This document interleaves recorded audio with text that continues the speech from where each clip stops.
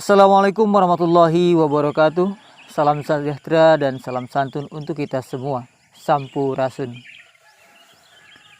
Sahabat yang saya muliakan, pada kesempatan ini admin akan membahas tentang ramalan Jayabaya mengenai sosok Ratu Adil dan Satrio Piningit. Semoga ulasan ini dapat memberikan informasi bagi admin dan sahabat semua.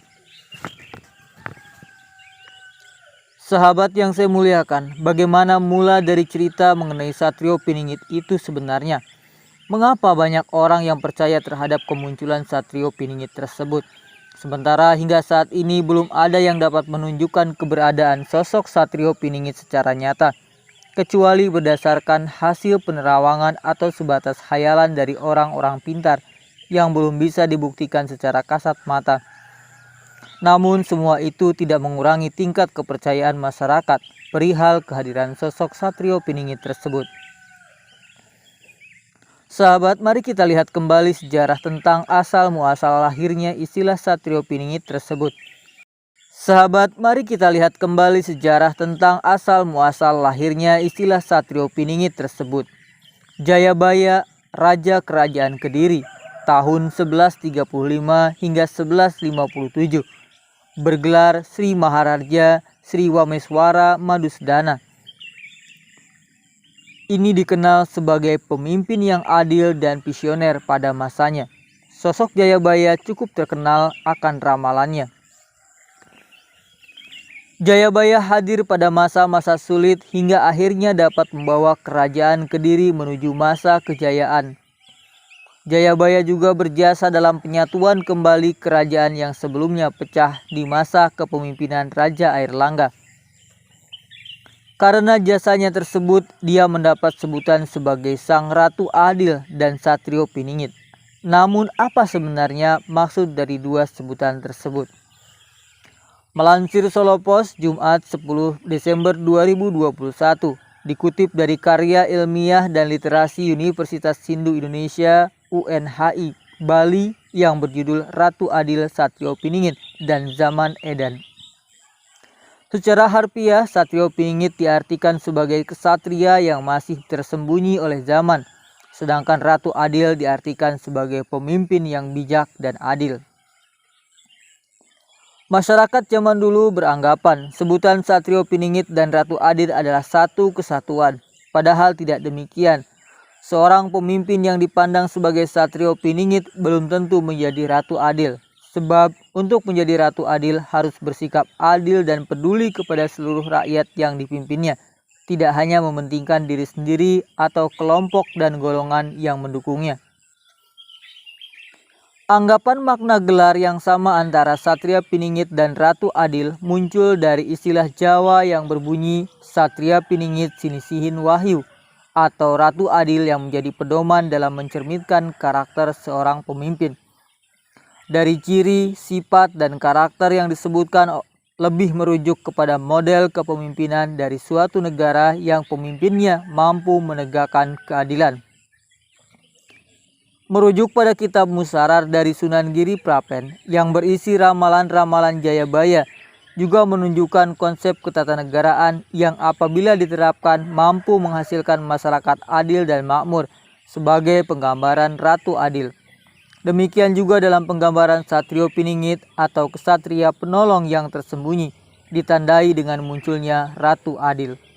Dalam kitab tersebut terdapat bait yang berbunyi, Prabu Tusing Waliullah kedatone pangkaleling ing Mekah ingkang setunggal, tanah Jawi kang sawiji, pernahe iku kaki, perak lan gunung perahu, sakulone tempuran, balane samia jrih asih, ia iku Ratu Rinenggeng sejagat. Yang maksudnya Raja keturunan Waliullah berkedaton dua di Mekah dan tanah Jawa. Letaknya berada dekat gunung perahu sebelah barat tempuran atau pertemuan dua sungai. Dicintai pasukannya, memang raja yang terkenal di dunia. Gunung Perahu adalah simbol dari Bukit Siguntang yang merupakan dataran tinggi di wilayah kota Palembang. Sementara tempuran merupakan tempat pertemuan antara Sungai Musi dan Sungai Ogan yang lokasinya tidak jauh dari Bukit Siguntang. Sebelah barat terdapat Masjid Muara Ogan. Bukit Siguntang merupakan simbol kejayaan kesatuan Sriwijaya yang ditandai ditemukannya prasasti kedukan bukit di kaki Bukit Siguntang. Demikian halnya tempuran Sungai Ogan dan Musi melambangkan persatuan masyarakat Nusantara. Berabad-abad yang lampau pernah berkumpul 20.000 bala tentara pemimpin Dapunta Hyang Jayanasa. Simbolisasi tersebut menunjukkan Jayabaya memiliki hubungan historis dengan Sriwijaya, di mana raja pendahulunya, Raja Airlangga, menikah dengan putri kerajaan Sriwijaya bernama Wijaya Tunggawarman. Dari perkawinan tersebut menurunkan Sri Bameswara yang menikah dengan putri Panjalu yang menurunkan Jayabaya sebagai raja kerajaan Kediri. Jayabaya dalam ramalannya juga mengatakan terkait kemunculan Sang Ratu Adil dan Satrio Piningit di masa yang akan datang, yang akan membawa kembali masa kejayaan. Ramalan Jayabaya tentang kemunculan Sang Ratu Adil. Tertulis Sang Ratu Adil di masa yang akan datang adalah orang Jawa dari keturunan kerajaan Majapahit yang akan muncul saat kendaraan besi dapat berjalan tanpa kuda dan kapal dapat menjelajah langit dan angkasa. Dalam ramalan itu juga dikatakan Ratu Adil akan menghadapi masa sulit, penghinaan dan kemiskinan. Namun masa itu akan terlewati karena ketulusan dan keteguhan hatinya. Masyarakat Jawa tradisional percaya saat ini merupakan zaman edan atau era kegelapan, seperti yang diramalkan Jayabaya. Oleh karena itu, kedatangan Ratu Adil diprediksi sudah dekat dan akan membawa negeri ini menuju ke masa kejayaan baru. Siapakah sosok Sang Ratu Adil yang akan datang ini? Hingga saat ini belum ada yang dapat menjawab dengan cepat. Baru sekadar meraba-raba, mencocok-cocokkan kejadian dengan ciri-ciri yang telah disampaikan oleh Prabu Jayabaya. Namun menariknya di kalangan masyarakat Nusantara, kisah-kisah Satrio Piningit ini sudah sangat kental, bahkan sepertinya tidak akan habis untuk diceritakan. Lebih-lebih saat ini Nusantara sedang mengalami guncangan, banyak pemberontakan akibat ketidakpuasan dengan kebijakan pemerintah, banyak demo yang juga akibat rasa tidak puas terhadap kinerja dan kebijakan pemerintah.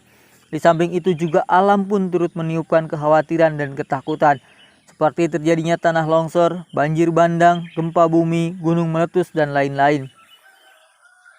Untuk itu masyarakat merasa perlu akan adanya pemimpin yang bijaksana, yang dapat memberikan rasa aman, rasa tenang, rasa damai bagi masyarakatnya, khususnya masyarakat Nusantara ini. Namun di zaman ini yang dikatakan sebagai zaman edan ini tentu tidak mudah menemukan pemimpin ideal seperti yang diharapkan oleh masyarakat.